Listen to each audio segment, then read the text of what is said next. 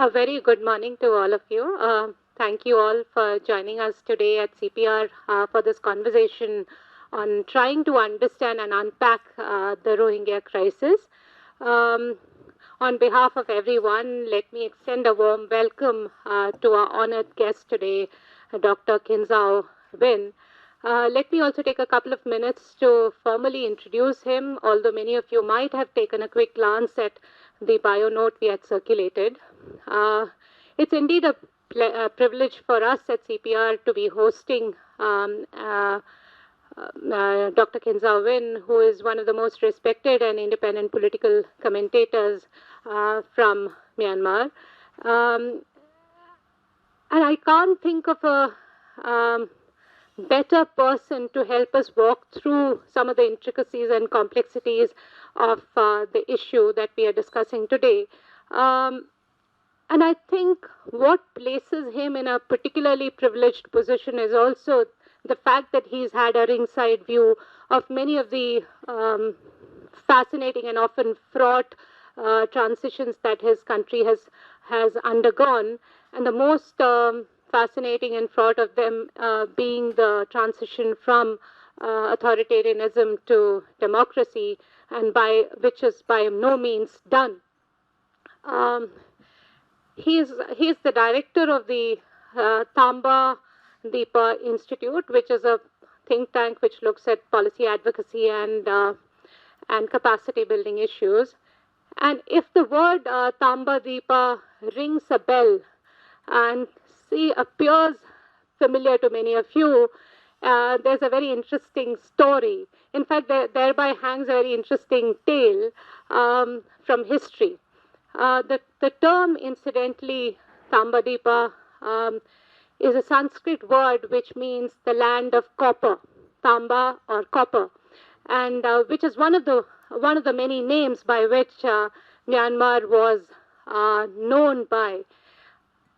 This snippet is also a quiet and in a certain ways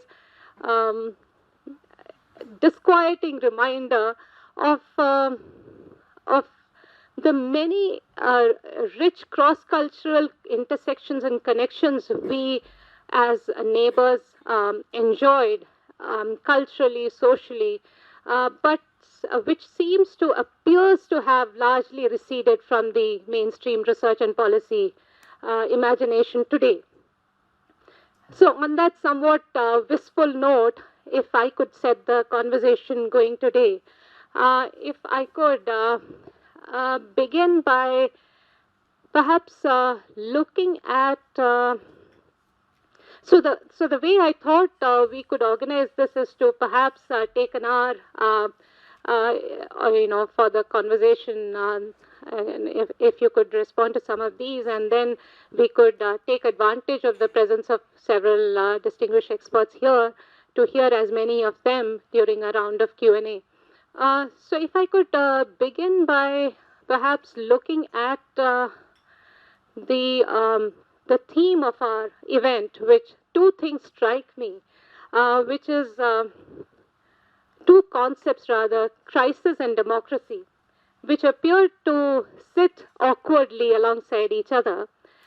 And if we could begin our conversation today by looking at these two and the sort of equation we are likely to see, it's ironic that the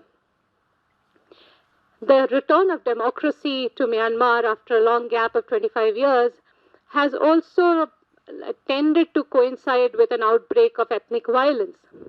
So I was wondering, Dr. Kinzao Win, is that a mere coincidence or is there a correlation to this? And if, just as a follow-up question, if it has anything to do at all with the nature of Myanmar's experiment with what I could call managed democracy, and has democracy sharpened fault lines which are already existing in society and given them an extra edge? Thank you.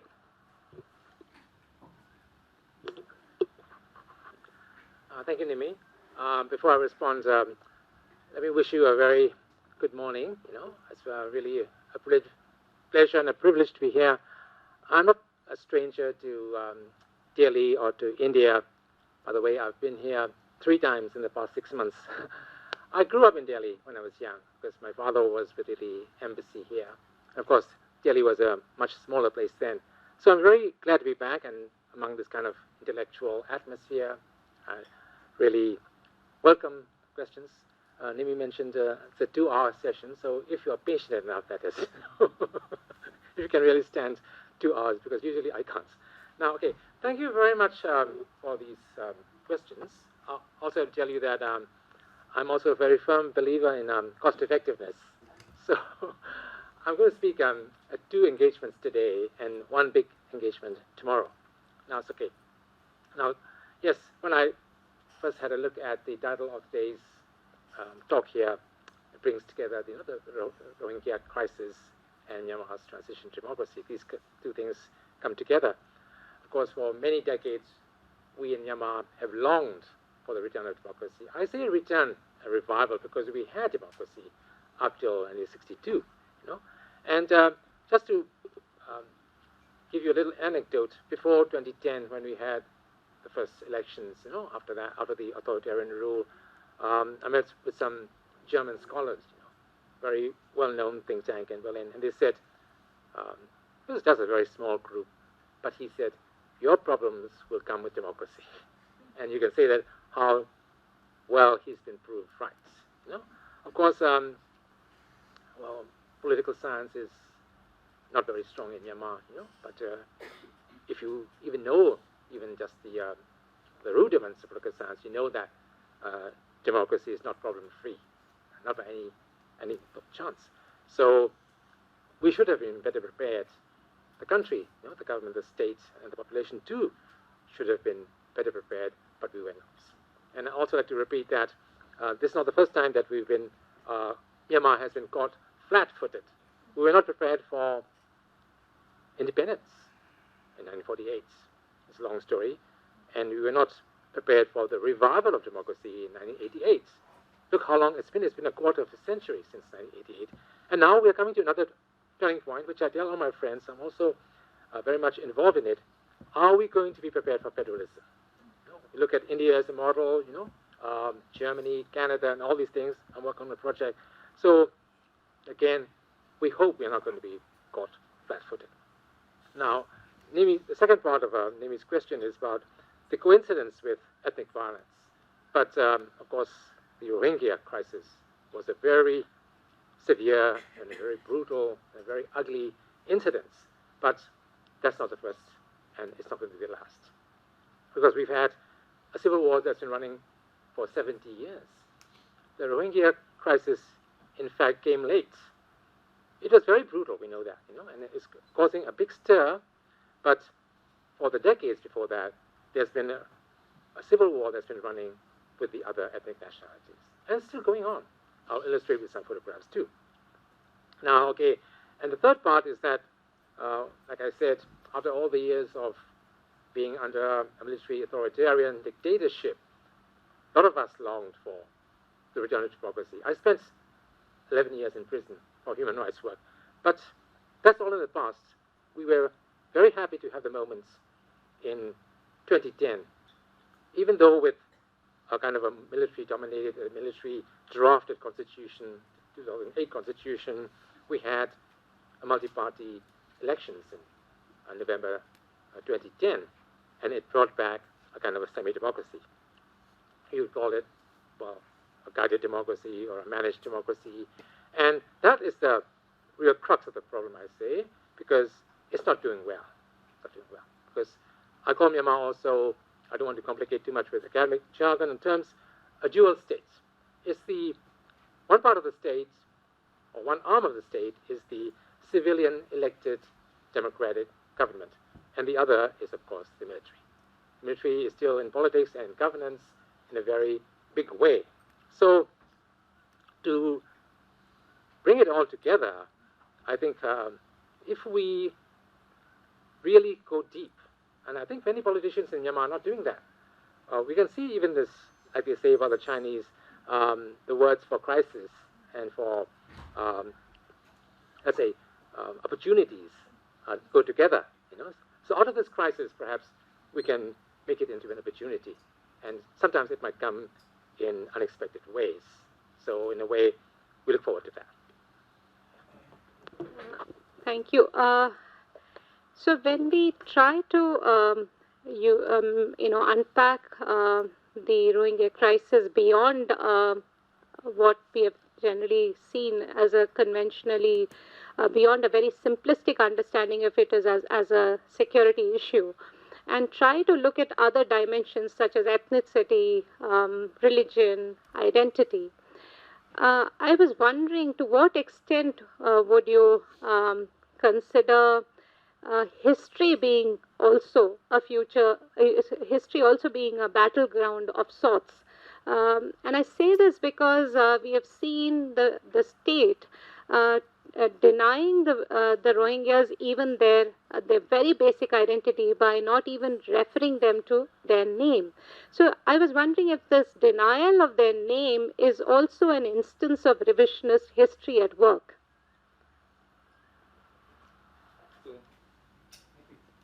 And that also brings us to one of the fundamental issues, in this Rohingya problem or the crisis. And I might also, not to belabor the points, one of the very few persons in Myanmar who use this word Rohingya openly. People don't use that word at all. It's considered too sensitive, and they prefer to use the word Bengali, which is even worse, because there are Bengalis not only in Bangladesh, and didn't they consider that? Now, I have some photographs on this. Actually, the Rohingya issue, people say that it's a matter of, let's say, unwise choice of words. Why do they want to call themselves Rohingya? Why can't they just be content with, let's say, Arakanese Muslim, or let's say, Rakhine Muslim? I once had a telephone conversation with an Rakhine politician, and I used the word Rohingya, and he said immediately, he retorted, "We have no Rohingyas in Rakhine. We only have Rakhine Muslims." So that's the thing. Now, I don't know why there's so much fuss over just this name, And here, of course, we have to fall back on history, which is also a very good point.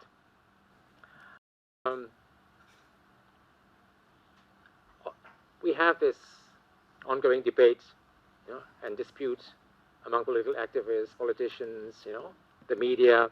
But there's also a very, I would say,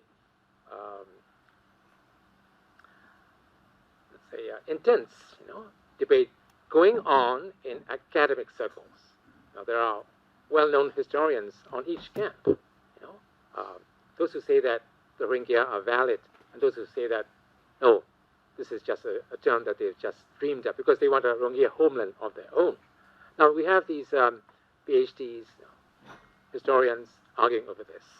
And very soon, the Myanmar government is going to come up with a history book, denying that the Rohingya exist. Which government, can you imagine, could do such a thing? Now, of course, you remember during the days of communism, we had countries like the Soviet Union, China, many of them, producing their own histories and giving their own version of things. But in the 20th century, in a democracy, why should this happen? I tell people that when it's published, it's not going to be worth the paper that it's printed on. Okay. Now, my view of the Rohingya history, I don't really have a map about that. I'll have to mention some names, because they're also part of the narrative now, and also the big argument. There are people like Jacques Leider, who the Myanmar government regards as a guru. Okay, he has the final word because he is disqualified historian about the Rohingya, and so his writings are published and disseminated. On the other camp, there is someone called Professor Michael Charney from SOAS in London. I think he is much more, I would say, sober, and moderate, and doesn't take sides. I just brought this book along to illustrate. Now, this is from a friend of mine, Kambo Zawin. He's an elderly Myanmar scholar who's now living in Vancouver. He's a Canadian scholar, a Canadian citizen now, and we met at a conference. He likes me. And he sent me this book, by mail from Vancouver. And let me just read the title to you.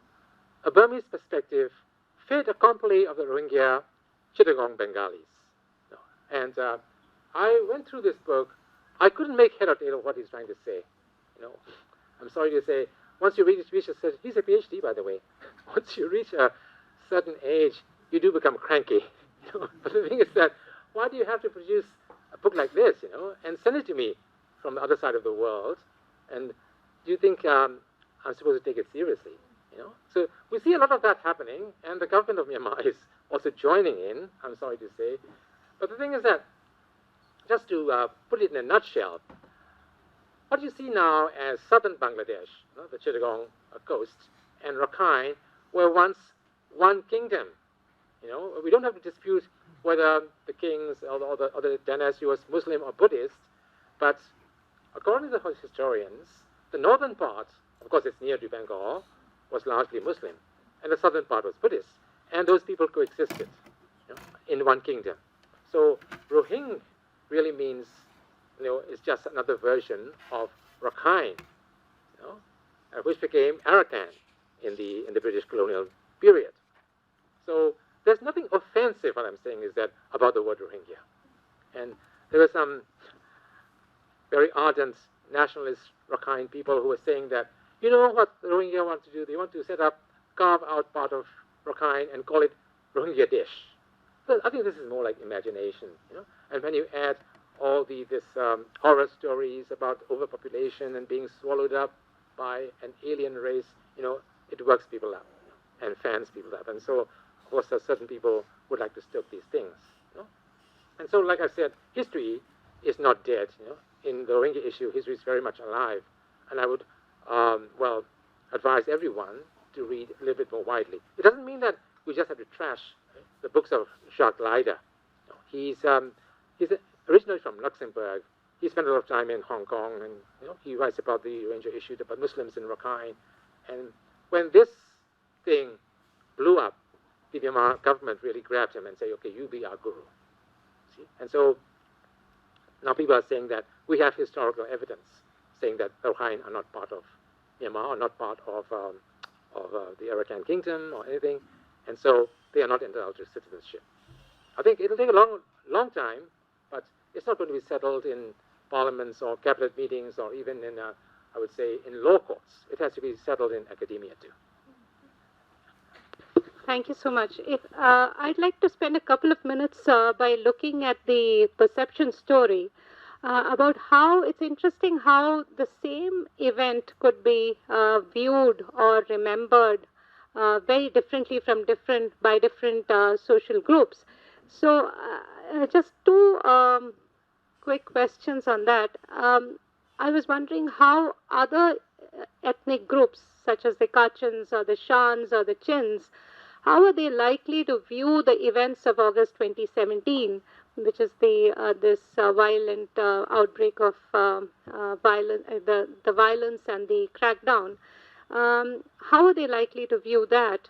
And second, is it likely to make the federal bargain that you mentioned messier for the rest of them?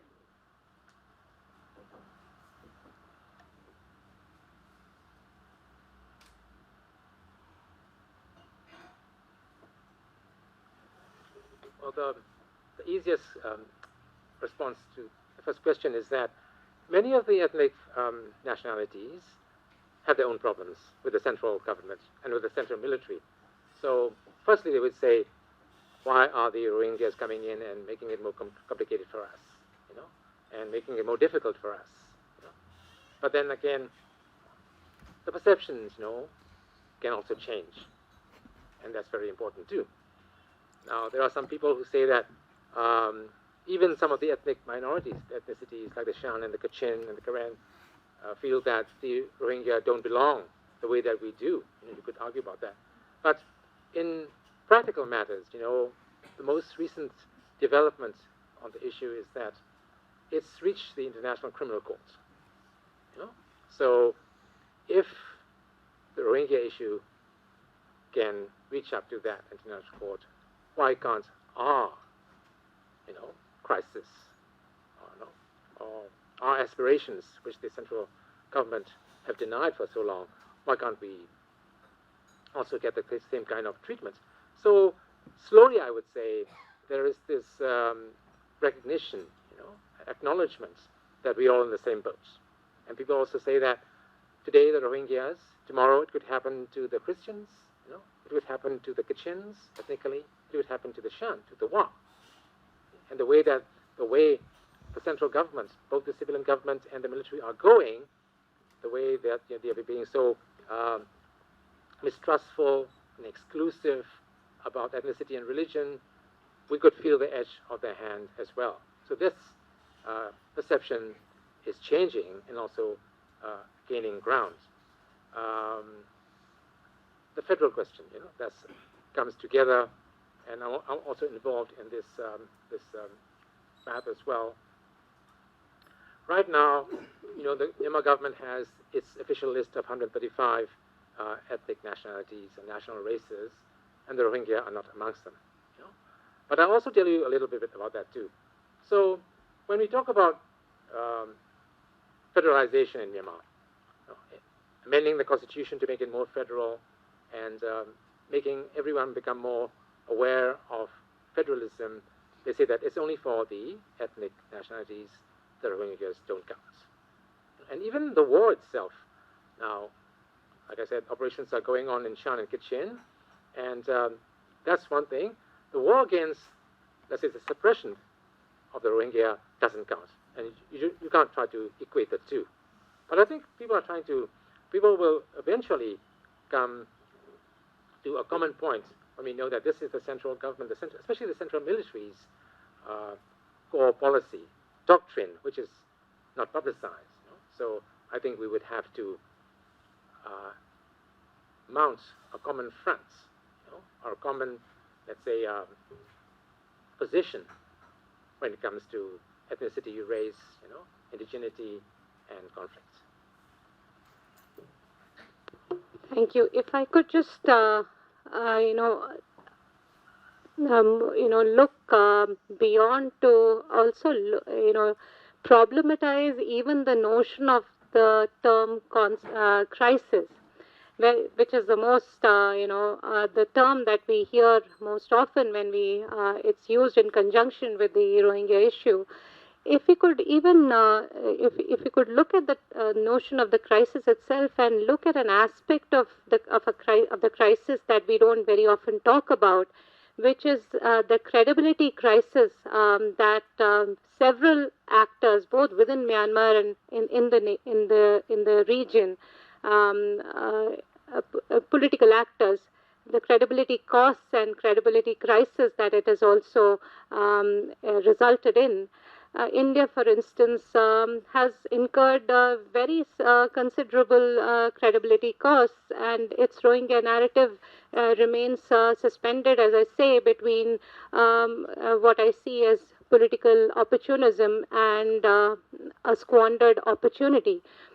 So, if we were to look at the role of a leader like Aung San Suu Kyi, you see this towering icon making this very difficult, painful transition to being a politician and making a set of political choices along the way. So I was wondering if you could tell us a little bit about the way she has conducted herself in this during this crisis. If she has ended up pretty much squandering most of her political capital, especially with in relation to ethnic minorities. And second, will many of her, the political choices she is making, are they likely to come back to haunt her in 2020 when the country goes to elections? Thank you. Issue for now. Last August, when the crisis really blew up, I happened to be abroad. I was in Australia. I was very upset. And immediately as I came back, I wrote an article. It was published in a Sri Lankan newspaper. I just want to tell you about the title. And I called it The Death of Dreams in Myanmar.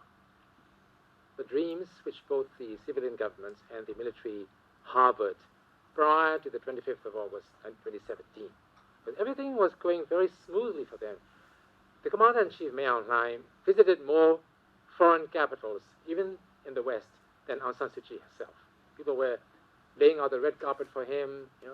There's a very strong lobby in the United States which wants normalization of relations, military to military, and then this thing happened. And I think the clock is ticking for him. Very unwise, and that's an understatement, move that they did to respond to the, whatever they say, the ASA attacks, and by causing this mass exodus. And that's one thing that they did, but they compounded it, made it worse by denying things, and that's what we call the credibility part of it. Instead of, most people in the country know really what happens, but right from the spokesperson in the president's office and state councilor's office were saying that this is fake news, it's fake rape, saying that, and these things didn't happen. And in fact, Aung San Suu Kyi was asking for it. What's happening to her is really her own doing.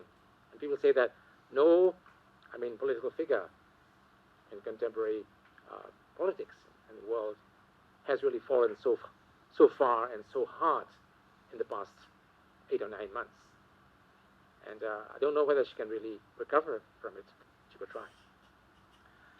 So, well, I know you said the same thing about India too.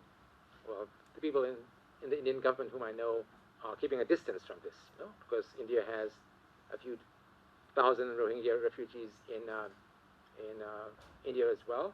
On the plane yesterday, I was reading the Hindustan Times, and there was a small bit of news saying that some Myanmar Rohingya refugees are being settled around Darjeeling, and so the local MP issued a letter of complaints. But it was done by the West Bengal government. I suppose in the federal system, well, they are quite free to do that, and we would we don't have to really feel upset about that. So the choices, well, as I said at the beginning, Myanmar is being run by a dual state, the military state and the civil elected state. Both of them made very bad moves beginning from August last year. Of course, the people who had the guns, the people who had the weapons, really committed atrocities. I call them atrocities. And Aung San Suu Kyi and her government are simply covering up for that. We feel very strongly about this. She spent decades talking about democracy and human rights and opposing the military dictatorship. But when the crunch came, she sided with the military, and that's not going to be good for her future too.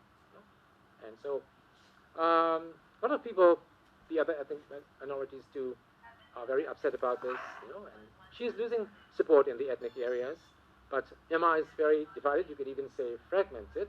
So it's like I use the word populism. Very negative kind of populism against the Muslim minorities. And so the military and the National League for Democracy, which is Aung San Suu Kyi's party, are on the same boat in this regard. They're both employing populism. So as the next elections in 2020 near, they will probably try to play that up again, because it's going to be a kind of a closer call this time. Aung San Suu Kyi will not be able to repeat the landslide victory that she had in 2015. So I think it's very ill-advised of them, and they just brought it on themselves. Can I just show one picture on the slides? Okay.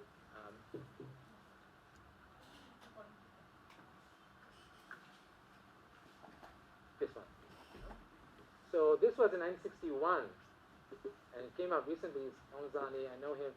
He must have really got into all the records from those years, And this person was Brigadier General Aung Ji. He was the Vice Chief of Staff at that time. 1961, 4th of July, means 6 months before the military coup. The military coup happened in 2nd of March 1962. So he went to the Mayu district, which is now called Maungdaw and Budidao, and he accepted the surrender of some what they called mujahid insurgents. because some of they call themselves Rohingya now, but in the past they were there, and they started a rebellion called the Mujahid rebellion in the early 50s. And so in 1961, it was just at the end of the military caretaker governments, they surrendered and they handed in the weapons to the army. And so this was the Vice Chief of Staff of the Defense Services saying that the Rohingya are citizens. You know, it's written here. This is the Burmese word here, circled in red, for Rohingya. So they are Myanmar citizens. If we had good lawyers and if the judicial system in Myanmar was really sound, we can go back to those statements saying that, okay, in 61 they were regarded as citizens, why not now? Right? So this is just one to reinforce the fact that, well, this is not, it's sad to say this, but Myanmar happens to be a country where you could have been a citizen once, but you're not a citizen anymore. That means your citizenship can be rescinded or revoked. And that is also, I think, a legal issue. And nobody's really picking that up. You know? Okay. Thank you. I certainly didn't know this aspect, that historically, not so long ago, that they were in fact they had been accepted as citizens, and as you said, it's even more troubling that it can be rescinded once granted.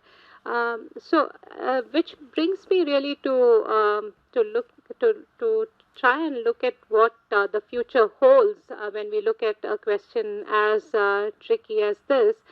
Um, as and when repatriation takes place from Bangladesh to Myanmar, I suppose it would require at the very least a certain level of or a high degree of coordination between Bangladesh and Myanmar. And we've been reading about the spurt in tensions between the two neighbors, between Bangladesh and Myanmar on particularly this issue. For instance, we've heard of protest notes being sent by the Bangladesh Foreign Secretary, the Myanmar ambassador being summoned. And most recently and troubling is the military build-up in the no man's land along the border in Tamru just a few days ago. So just so looking at that, what how concerned are you when you see these these strains that run through, and the lack of coordination, at least looking at from the outside, we notice between the two neighbors, and how is it more importantly, how is it likely to impact on the repatriation process? And the reason I ask this is also because I was wondering if there's a central and tension or opposing logics at work here, because and when you look at elections which are which are going to take place in both countries, both Bangladesh and Myanmar, Bangladesh later this year and Myanmar in 2020, but the positioning and the jockeying is already, as we can see, has begun in earnest. So the opposing logics that struck me was, if the repatriation process falters, doesn't quite fail but falters, it is likely to obviously put enormous political pressure on Bangladesh. But conversely, if the repatriation process succeeds, and the military build-up doesn't certainly give us confidence of that. So if the repatriation process succeeds or goes ahead, does it hold any particular political advantages to Myanmar domestically as it heads to it's in the run-up to the elections? Do you see a contradiction there?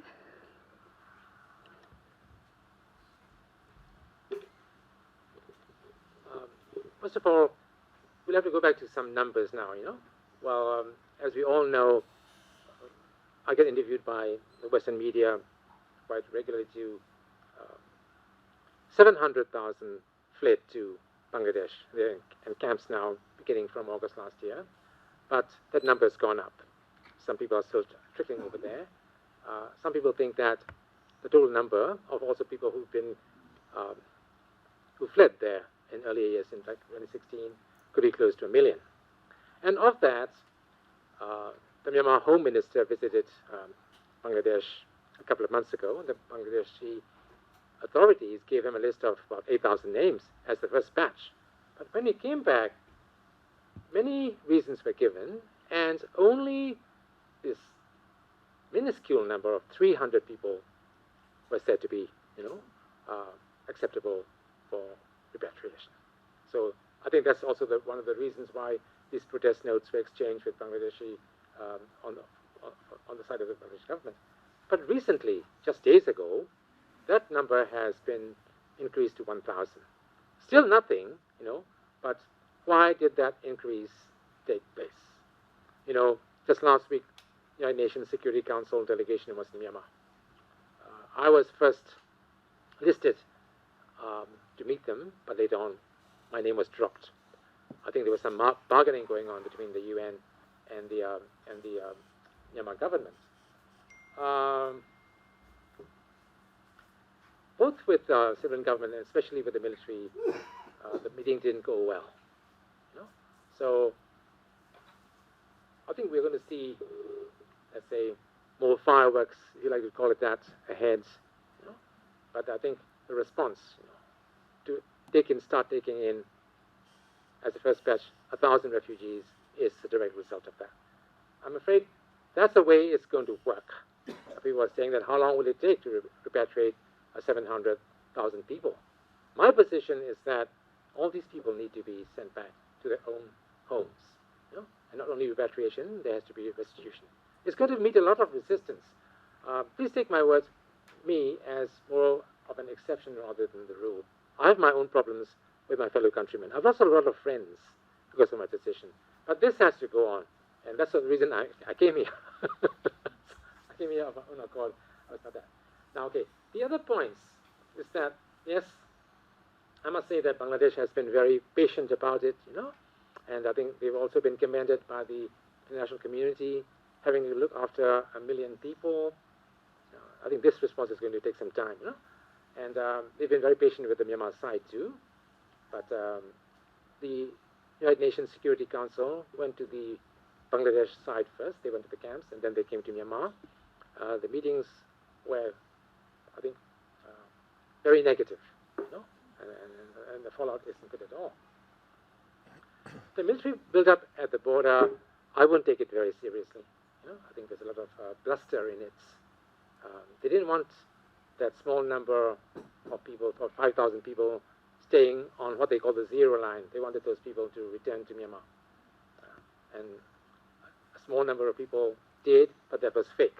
That wasn't real. That was a staged return. Yes, there are between the two countries, which shouldn't happen. Now, we have 5 neighbors, including the 2 large ones. And we've had a long history of intercourse with Bangladesh and with Bengal before that. But currently, interest in that part of the border is very low. And it's also very negative. The other small country that we have borders with is Laos. People don't even bother with that border at all. But with Bangladesh, I think we need to really step up relations, not only on the Bangladesh issue, but also on other issues too. And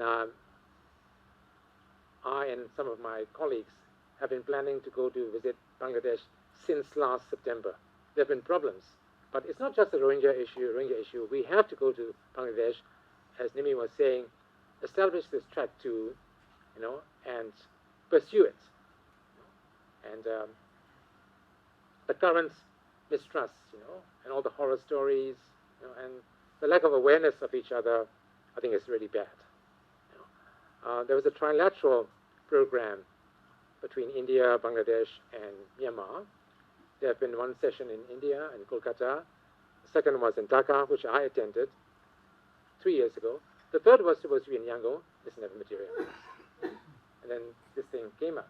So besides the government to government, the military to military relations, we have to build up the civil society, academics, what we call track 2, urgently. military tensions, I think they have been allayed a little bit because some time ago there was some joint patrolling between the Bangladeshi military and the Myanmar military. At least they are having a face-to-face talks, you know? So that's something that we could hope for. I think the most recent developments that happened, so my Kachin friends were asking me what impact, let's say, for instance, the International Criminal Court proceedings could have. And I said that there's no choice for Bangladesh because they have to respond. Because it's an election year. I think Sheikh Hasina has to win this election, and she needs the public support. So she has to go along with that. For Myanmar, I think they've come to, I would say, a time of reckoning or a moment of reckoning. You know, this dual state issue, the poor relations between the civil and the military side, particularly, I'd say, things have become very personalized. The relationship between Aung San Suu Kyi and General Min Aung Hlaing, you know, if we can't resolve these things, things can only grow worse. So the reason I've come here is not just to talk about and to apprise you of what's happening in Myanmar, but also to develop networks, because we just can't stay and go on and just have business as usual. We really have to intensify in a way. So, well, I was also on the list to go to the camps, but just to share this experience, the two young men who went there, they had trouble at Dhaka airport coming in, but they were allowed in, and they were allowed to proceed to Cox's Bazar. But at the airport in Cox's Bazar, they said you can't go any further, and they were sent back. You see? So, I mean, they are not really they don't have any bad feelings against the Bangladeshi authorities. We know it's very sensitive, and the Bangladeshi embassy in Yangon, I know the people there said that, well, if you carry a Myanmar passport and go to Bangladesh, it's going to be very sensitive. I understand that, So I've got to talk to other people as well. Perhaps we can have the first meeting of the people from the three countries in kind of a neutral area, so we can find funding for that. There is interest from donors on this, but I don't know. We might be overtaken by events. The reason we wanted to go to the camps as early as possible was to show solidarity with the people there and show that we care, to give them moral support. But later on, the Myanmar Social Welfare Minister went there, and that too didn't go well, So he's back. So if we go there, what can we really offer those poor people except our moral support and the fact that we care? So we want to do something that's more tangible also. I don't mean that not going there is not an option. We have to show them moral support. But what else can we assure them?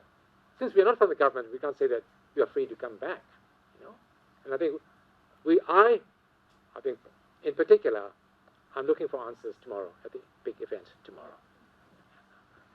Thank you so much. I'm glad you mentioned the role of the UN Security Council. I think when we talk about reputational damage and the credibility crisis that I mentioned earlier on, I think when you look at the UN as an actor, especially the UN Security Council as an actor, I think it doesn't really come out looking very good, especially in the light of the recent visit they undertook to the Rakhine, to both Myanmar and Bangladesh, and including to the Rakhine last week. And what struck me really was how carefully worded their comments were, listening to the press conference they addressed at the end of the two-day meeting visit. And they begin by profusely thanking the government, and they travel to the Rakhine in a military chopper. To a certain extent, one can understand this, but what I found disturbing was that there was not even an attempt to appear as a neutral interlocutor. So it left me wondering whether how much was this an opportunity squandered, or was it always an optic? For the US security system. Yes. The first and straight answer is that they had seen the horrors at the camps. They went to Bangladesh first. So it's a very human reaction. I would feel the same way too if I were living in the West and I went to the camps there and then came to to Naypyidaw and see these civilian and military officials talking all this nonsense. I'm sorry to have to say this, So, yes, I understand what Nimi is saying. The UN should have a more neutral and moderate role, but that's not the case. I can talk a bit more about that, the inside kind of body language things that happen. But I flew from Yangon to Delhi yesterday, and I think the day before, or the night, because there's a 12-hour difference, there was this haggling between the countries represented in the 15 members of the Security Council on the language and the wording of the press statements. It's not even a resolution, it's just a press statement, because our big neighbor, China, objected to certain words in the statements. So they're still haggling over it, bargaining over it. On the other side, there is the UK coming out with that, and China said that. I think the main point is that it's about a phrase or a sentence that says the Myanmar military must have accountability over the abuses on that local population, and China objected to that. So this is the ongoing drama that we see, and it involves a lot of geopolitics. So in the past too, China was the big brother protecting the little brother. It might come to the same thing again, I don't know, but it comes at a price, and it's going to be higher now on both sides. China will demand more, and for the Myanmar side to really concede something for China's protection, I think it's going to incur a lot of local costs as well. So this is I think, very, I would say, not a very attractive choice for any government. But at least I would say the State Council has come up with the statement that we are going to cooperate more with the United Nations. Because a few months ago, when the overtures came from the UN side, she flatly refused them. Well, there was the fact-finding mission, and then the mission from the UN Special Rapporteur for Myanmar, on human rights for Myanmar, Ms.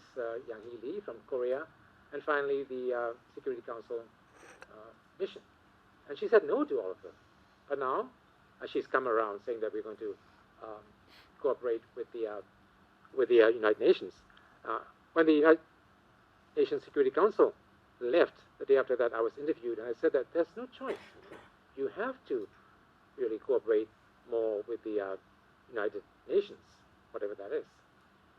Now, of course, the statements came out, like Nimi said, they were very carefully worded, but like I said, I was not on the list to be there.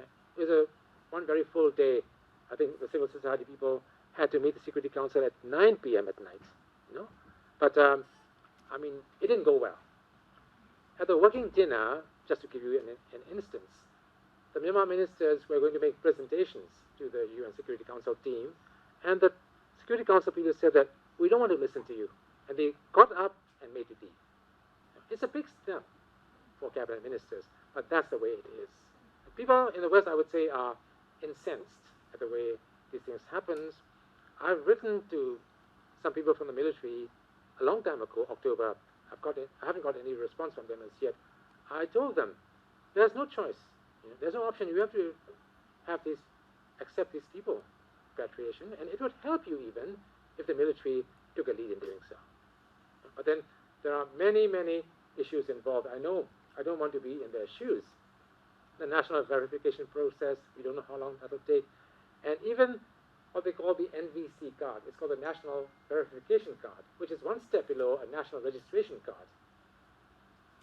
The NLD government said that the verification process will go on, and as a little concession, they said those holding national verification cards can travel freely within the country. And immediately there was an uproar from the opposition, that is the military-backed USDP members of parliament and from the Rakhine party saying that we cannot allow this to happen. So I think we are having to face the struggle on many fronts.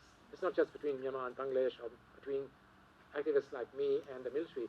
It's with the Myanmar public too, and with the Myanmar ethnic nationalities too, the media, and the government, the judiciary. So this is something that you can't really do alone. So I think even last year, people from Bangladesh contacted me. We still haven't had a chance to meet, that we all have to work together, at least from 3 countries and also with international organizations, and work at many levels. And I think here, this track 2 is going to be very important. Thank you. If I could just end by going back to what we began the conversation with, which is the transitions that Myanmar's democracy is witnessing.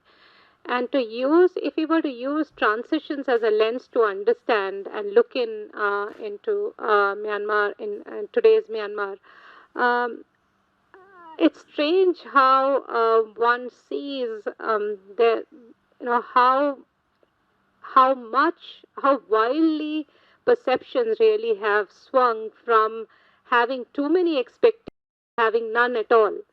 So there is, when one looks at perceives when looking in from the outside how Myanmar's democracy is seen, there's this very wildly unrealistic extreme positions. So I just was wondering if you could tell us a bit about going forward, what are there actors or constituencies that you can identify who could play a role, a sort of bridging role, as it were, to bring back the balance to a certain extent? One would have assumed that the media could have potentially played that kind of a role, but has it played more of a polarizing role? Because when one scans some of the very, very extreme language used with reference to the Rohingya issue, one is not quite sure. But if you could just help us understand that political landscape. Thank you. I'll show you the rest of my slides. Not that many. Now, when I first saw the title that Nemi Korean had posted, I knew what she was getting at. How this is going to affect Myanmar's transition to democracy. Like, for instance, for the past 2 decades, it was almost like a fairy tale. And now, what are we seeing? Especially with regard to Aung San Suu Kyi and the government that she's leading. And I think it was almost a nightmarish wake-up call from many Western countries, who had backed her to the hilt. The present UK ambassador is leaving, and at his farewell, he spoke in Burmese. He got married in Myanmar, by the way. He spoke in Burmese. Relations between the UK and Myanmar are not good. So, actually, the UK was really so strongly behind Aung San Suu Kyi, propelling her to this position. And I think also for certain elements in Washington as well, that the personal support that she got from many senior senators, the European Union. By the way, it's not just the United Nations. The European Union and the United States are also preparing sanctions against Myanmar. So it's all going to come together. United Nations, U.S. team was in the camps recently, collecting their own evidence, and it's overwhelming. The things that the Myanmar military does in Kachin and Shan, they're not accessible, even for locals, and far less for the international community. This happened on the coast. Just a river separates Myanmar and Bangladesh. And the bulk of the evidence, let's call it that, is now in camps in Bangladesh. How can you deny all this? For instance, so an ordinary person like me who's been involved in this struggle for so many years, it's a disgrace. It's a stain upon the country. And both the civil and the military in Myanmar have done this. And they are guilty of this as well. So, looking at the future, okay, now, like I said, it's a wake-up call. I've been saying this for many years. People didn't really believe it, and sometimes, not only in Myanmar, but internationally, the world over, people only learn when they see things and experience things firsthand, and now they're seeing it. So, what is? Because how this plays out is going to have a big impact on Myanmar's future. On the constitution, on the the quality and the extent of our democracy and the rights, that each citizen or even non-citizen is allowed to enjoy. And I would say the prospects are not very rosy. Bridging role, I will come to that. The media is, I would say, a little bit on the side of the government and of the majority, saying that, perhaps they don't want to take this very risky position by advocating for the Rohingya. That kind of thing is only done by people like me, the risk takers. Facebook, I really don't blame Facebook because unlike other countries in Southeast Asia, Facebook is not censored in Myanmar. And sometimes that's a problem too. And now people are blaming Facebook for carrying all this hate speech. And now I think Zuckerberg himself has said that there'll have to be increase in the number of assessors because Facebook is also available in Myanmar language. And of course, the people in the West can't read it, And so I just see that like any media, I think Facebook is kind of neutral for me. It's not just playing this bad role. I think the greatest responsibility is it because this is something that she had assumed it herself, lies on Aung San Suu Kyi. And that's why this great reversal of her role and of her fortunes have happened. Like I said, because of the populist tendencies, she still retains a very strong constituency in the country, mostly in the heartlands, Burma areas, because the ethnics have really washed her off. We need to develop people who are going to speak out. People are saying that we need more public intellectuals. Do you have good public intellectuals in India? Some writers say no. No. Compared to so, and that thing, we have a very strong media, but we don't have the kind of media that you have in India or in the West, where certain big names can shape and mold public opinion. Myanmar media is very scattered, and people have to speak out too. That's why I don't spare myself whenever there is a interview request. I always give it. But I think we also need to look at some new technologies, like short snippets, which can be relayed very quickly. Myanmar bridged the digital divide very rapidly. Just within the space of just 2 years, we now have 70% social media usage. And phones are much cheaper now. And you see everywhere, like you see here, people are just looking at their phones. And it's a very inexpensive way, even less expensive than buying a television set. So people watch the news on Facebook as well. This is also, I think, the question the final question was, who could play a bridging role in Myanmar and really guide the country away from all this? Because sometimes I describe Myanmar as a country and the people that have lost its way. So it's going to take a lot of doing. For the Muslims, to return to the earlier thing, before 2015, I was telling my Muslim friends, when the election comes, you have to enter the elections. You have to speak for your own communities, but it wasn't possible. The NLD did not accept a single Muslim candidate. They have members, up to the township and regional levels, but they don't have a single Muslim MP. With the USDP, it was a retrogression because they had about 3 in the 2010 elections. That man is without a job now. He's a Rohingya, and so there are no Rohingya MPs at all. There might be 1 or 2 from the smaller ethnic parties, but that's one big, a grave mistake for democracy, to have elections, and a bicameral parliament, and one sizable ethnic and religious community is not represented. That's happening. The Christians are there. So, if I may, I'd like to just go through the slides, and maybe at the end slide, I would like to sort of suggest that this is the way that Myanmar might have to go.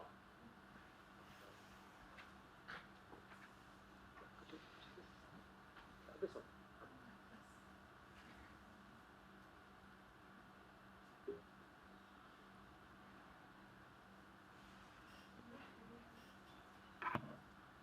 I think just now I switched it all off. That's fine.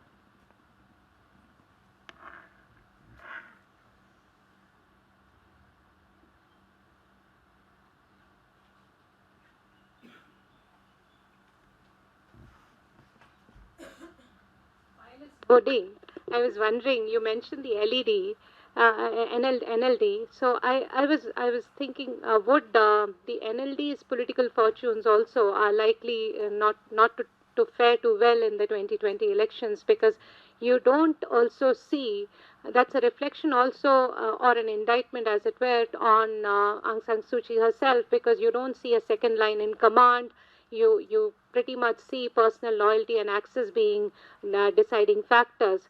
So, as you said, for the leader, as Aung San Suu Kyi herself is unlikely to do a repeat of the landslide victory she had a couple of years ago in late 2015. The same similar fate would is likely to happen to her party as well. Is that a fair reading? Yes, yeah. And that is also a question that I get asked quite often, the second line leadership and how they will do in the next elections. This question was posed at a panel, and the head of the NLD's information committee, he's also a former political prisoner, his answer was that, oh, we will follow, the question was about who will succeed Aung San Suu Kyi. And his answer was, we'll follow the Vietnamese model, and like what happened in Vietnam when Ho Chi Minh died, when the Vietnamese Communist Party, the Workers' Party, exercised collective leadership. I don't think that's a very valid answer. One new development is that many of the ethnic parties, ethnic nationality parties, are merging now. You know, we see that in Kachin, with the Chins, with the Mon, perhaps with the Karen, and later on with the Shans. Because they know that many of the ethnic nationalities voted for the NLD because of just one reason: they wanted to defeat the military-backed party. Now, that's been done, but what did we get in place? Sometimes people are saying, they're so exasperated, they're saying that we're just having a repeat. It's just a clone of the military party. So I had maintained a long time ago, in 2010, also in 2015, that we need more plurality, but the people are just fixated on big parties, plurality. And then after you win your seats in the elections, you have to hammer out a coalition. Coalition building is not easy, I know, but with Myanmar's diversity and plurality, that's the only way that we can really proceed and have good representation and also listen to the people's aspirations. Hopefully we will see that coming in 2020. Of course, let's say Kachins, for instance, they've learned a bitter lesson, and so the parties are merging. But with personal rivalries and all these things, it's not an easy task. But they know that to really have a voice in the country, you have to win seats. You can't rely on just one or two parties to do that for you. And grooming new leadership, the installation, the nomination of the new president, Wu Imian, just less than a month ago, was something of a surprise. He was the speaker before, and now he's just days into the new presidency. I don't know how he will prepare for it. When I get interviewed on that, I say that the State Council, Aung San Suu Kyi, will have to give him more rope. That means give him more room to be his own person, and not just to listen to her words all the time. So that was history in 1961. So this is about the size, of the refugee populations in Asia Pacific, very recent. And the biggest circles are there in India and in Myanmar. Blue is refugees, and yellow is IDPs. Myanmar has no IDPs because of the war, and also because of the Rohingya issue. So that's where they seem to coalesce. And of course, Bangladesh too. You can't add that. The rest of Asia, it's just a few in the Philippines and in Thailand, and that's about it. And this is another part of Myanmar. I just want to give you perspective. This is also very recent because of the fighting in Kachin State. That's India, Arunachal Pradesh, and this is China. The fighting is intensifying in Kachin State, and so there are so many new IDPs there. The little triangles are IDP camps. which have existed since at least 2011. So it's not just what's happening to Rohingya and to Rakhine. Many of the IDPs here, sometimes they feel neglected. So we have problems too, and most of the world's attention and most of the aid is going to the Rohingyas, because the Rohingyas, of course, have bigger numbers, and they sort of feel neglected. And this is the world as a whole, where most of the refugees come from, and there too you can see Myanmar is represented, negative kind of representation. Of course, the largest numbers came from Syria and happened to be starting the war. So this you have already seen. This is what I would have to speak on tomorrow, because they want me to speak on the Rohingya statelessness. So this a little bit of history, of this, the genesis of this problem that happened. It happened at a very unfortunate moment, 1941. The Second World War had already broken out, and that was the year that the war came to Myanmar, and many Indian refugees had to flee to India. But I won't go into that very much. This is the Rakhine crisis. I'll just give you also a perspective on, this is the ethnic armed organizations. It's quite surprising, for a country of the size of Myanmar, we have over 100 ethnic armed organizations. Some of them, of course, very small. And the colors, the areas that are shaded in different colors are territories that they control. So most of it, as you know, is on the eastern border. The little blob, the brown blob in Rakhine, is from the Arakan army. Those are ethnic Rakhine Buddhists who have set up their own army. And this is also related to the national resource extraction. That's also, I think, let's say, a big racket, you can say that, that's plaguing the country. China is very heavily involved in that. A very disappointing, disillusioning map showing a number of ethnic groups, and where they are clustered, as I said, over 100 in the country. Number of armed clashes. There too you can see that they tend to congregate in northern Shan state and in Kachin state, to a lesser extent on the border with Bangladesh and also in France. So this is a country that has been independent for 70 years, and we are still not free from all this armed conflict. IDPs, I'm sorry, the borders of the country didn't show very well. 2006, the IDPs were mostly on the Thai border, the Korean refugees, they've been there for many years and they are returning. 10 years later, 2016, there's a new conglomeration in Rakhine and also in Kachin state.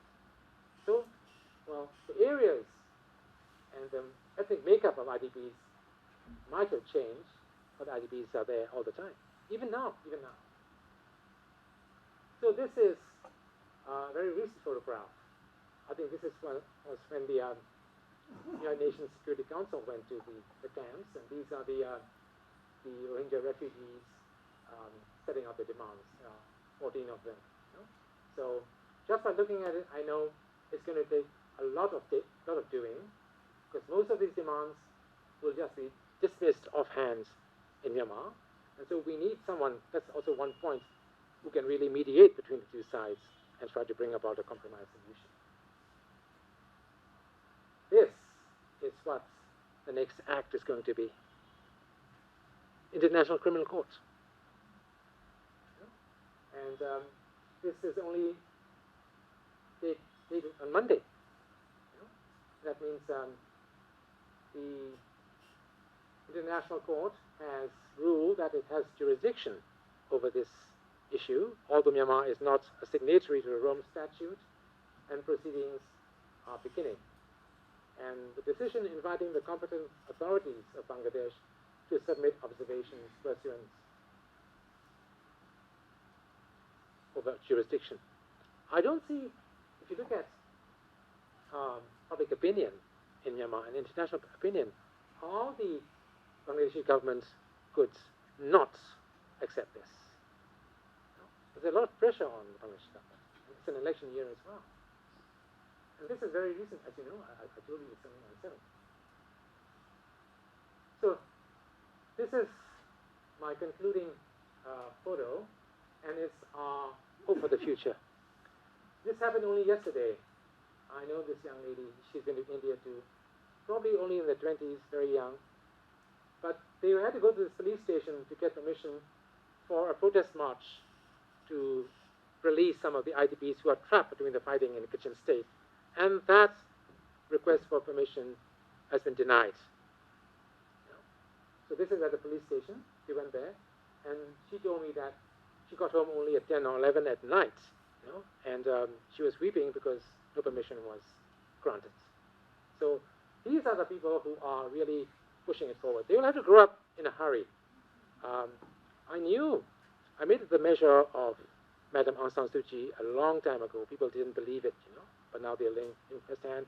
I really wouldn't put much store in that generation, in the military as well as in the civil side. Okay.